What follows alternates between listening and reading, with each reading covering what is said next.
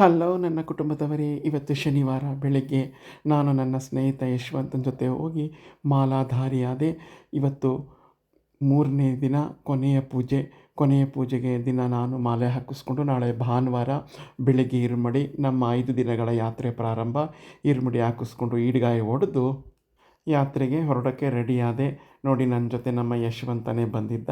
ವಿಡಿಯೋನ ಎಲ್ಲೂ ಸ್ಕಿಪ್ ಮಾಡದೆ ನೋಡಿ, ಲೈಕ್ ಮಾಡಿ, ಶೇರ್ ಮಾಡಿ, ನನ್ನ ಚಾನೆಲ್ ಸಬ್ಸ್ಕ್ರೈಬ್ ಮಾಡಿಕೊಂಡು ಸಂಪೂರ್ಣ ಪ್ರೋತ್ಸಾಹ ಬೆಂಬಲ ಕೊಡಬೇಕು ಅಂತ ಕೇಳ್ಕೊತೀನಿ. ಪಕ್ಕದಲ್ಲಿರೋ ಬೆಲ್ ಬಟನ್ನ ಪ್ರೆಸ್ ಮಾಡಿ, ನಾನು ಹಾಕೋ ವಿಡಿಯೋ ನೋಟಿಫಿಕೇಷನ್ ಮೊದಲೇ ನಿಮಗೆ ತಲುಪುತ್ತೆ. ಇದೇ ನೋಡಿ ನನ್ನ ಮಾಲೆ. 23 ವರ್ಷದಿಂದಲೂ ಇದನ್ನೇ ನಾನು ಬಳಸ್ತಾ ಇರೋದು.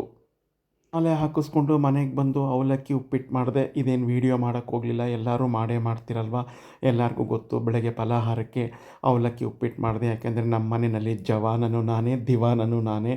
ಬೇಗ ಬೇಗ ಟಿಫನ್ನ ರೆಡಿ ಮಾಡಿ ಸಾರಿಗೆ ಬೀನ್ಸು, ಮೂಲಂಗಿ, ಗೆಡ್ಡೆಕೋಸು, ಟೊಮ್ಯಾಟೊ, ಬೇಳೆ ಎಲ್ಲ ಕೂಗಿಸಿದ್ದೆ. ಅದನ್ನು ಸಹ ಬೆಳಗ್ಗೆ ಮಾಲೆ ಹಾಕಿಸ್ಕೊಳ್ಳೋಕ್ಕೂ ಮುಂಚೆನೇ ಹೋಗ್ಬೇಕಾದ್ರೆ ಕೂಗಿಸಿಟ್ಟಿದ್ದೆ. ಆ ಸಾರಿಗೂ ಸಹ ರೆಡಿ ಮಾಡ್ತಾಯಿದ್ದೀನಿ. ಯಾಕೆಂದರೆ ಇನ್ನು ನನಗೆ 2-3 ದಿನಕ್ಕಾಗೋಷ್ಟು ಸಾರು ಮಾಡಿಟ್ಬಿಟ್ಟು ಹೋಗಬೇಕು ನಮ್ಮ ಅಣ್ಣನಿಗೆ.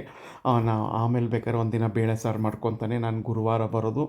ಇದೊಂದು 3 ದಿನ ಆಯಿತು ಅಂದರೆ ಮಂಗಳವಾರ ಬುಧವಾರಕ್ಕೆ ಅವ್ನು ಬೇಳೆ ಸಾರು ಮಾಡ್ಕೊತಾನೆ. ಅದಕ್ಕೆ ಮೊನ್ನೆ ಪುಳಿಯೋಗರೆ ಮಾಡಿದ್ನಲ್ಲ, ಅದ್ರ ಪುಡಿ ಇತ್ತು. ಆ ಪುಡಿ ಹಾಕಿ ಈ ಸಾರು ಮಾಡ್ತಾಯಿದ್ದೀನಿ ಒಂದು ಪಾತ್ರೆ ತುಂಬ. ಇದಕ್ಕೆ ತೆಂಗಿನಕಾಯಿ ರುಬ್ಬ ಹಾಕೋಲ್ಲ, ಕುದಿಸ್ಕೊಂಡು ತುಪ್ಪದಲ್ಲಿ ಒಗ್ಗರಣೆ ಕೊಟ್ಬಿಟ್ರೆ ಹುಳಿ ಹಿಂಡಿ ತುಂಬ ಚೆನ್ನಾಗಿರುತ್ತೆ. ಪುಳಿಯೋಗರೆ ಪುಡಿ ಇತ್ತು, ಅದನ್ನು ಹಾಕಿಟ್ಕೊಂಡಿದ್ದೀನಿ.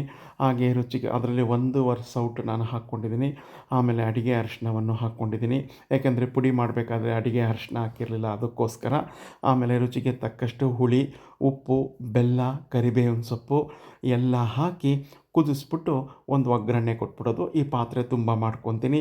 ಇದನ್ನು ಏನಂತ ವೀಡಿಯೋ ಮಾಡೋಕ್ಕೆ ಹೋಗಿಲ್ಲ, ಸಿಂಪಲ್ಲಾಗಿ ನಿಮಗೆ ತೋರಿಸ್ತಾ ಇದ್ದೀನಿ. ತೆಂಗಿನಕಾಯಿ ರುಬ್ಬ ಹಾಕದೆ ಹೋದರೆ ಸಾರು ತುಂಬ ರುಚಿಯಾಗಿರುತ್ತೆ. 3 ದಿನದ ತನಕ ಕುದಿಸ್ಕೊಂಡು ತಿನ್ಬೋದು. ಸಂಜೆ ಕೊನೆಯ ದಿನದ ಪೂಜೆ ಇವತ್ತು. ನಮ್ಮ ಹುಡುಗರೆಲ್ಲರೂ ಬರ್ತಾರೆ ಬೆಂಗಳೂರಿಂದನೂ. ನೋಡಿ, ಪೂಜೆಗೆ ಅಲಂಕಾರ ಎಲ್ಲ ರೆಡಿಯಾಗಿದೆ. ಇನ್ನೇನು ಶರಣಘೋಷದ ಒಡನೆ ಭಜನೆ ಪ್ರಾರಂಭ ಆಗುತ್ತೆ. ಭಜನೆ ಪ್ರಾರಂಭ ಆಗಿ ಮುಕ್ತಾಯವೂ ಆಗುತ್ತೆ. 8:30-9 ಗಂಟೆಗೆಲ್ಲ ಮುಗಿಸಿ ನಾವು ಸಹ ಫಲಾಹಾರ ಮುಗಿಸಿ ಮನೆಗೆ ಹೋಗಿ ರೆಡಿಯಾಗಬೇಕು. ನಾಳೆ ಭಾನುವಾರ ಇರುಮುಡಿ ಅಲ್ವಾ. ಇನ್ನು ನಾನು ಗುರುವಾರ ಬರೋ ತನಕ ಯಾವುದೇ ವೀಡಿಯೋನ ಅಪ್ಲೋಡ್ ಮಾಡೋಕ್ಕಾಗೋದಿಲ್ಲ. ಸೊ ಆದ್ದರಿಂದ ದಯಮಾಡಿ ಕ್ಷಮಿಸಿ. ನಿಮ್ಮ ಸಪೋರ್ಟ್ ಹೀಗೆ ಮುಂದುವರಲಿ. ನಾನು ನೆಕ್ಸ್ಟ್ ಫ್ರೈಡೆಯಿಂದ ವೀಡಿಯೋಗಳನ್ನ ಅಪ್ಲೋಡ್ ಮಾಡೋಕ್ಕೆ ಶುರು ಮಾಡ್ತೀನಿ.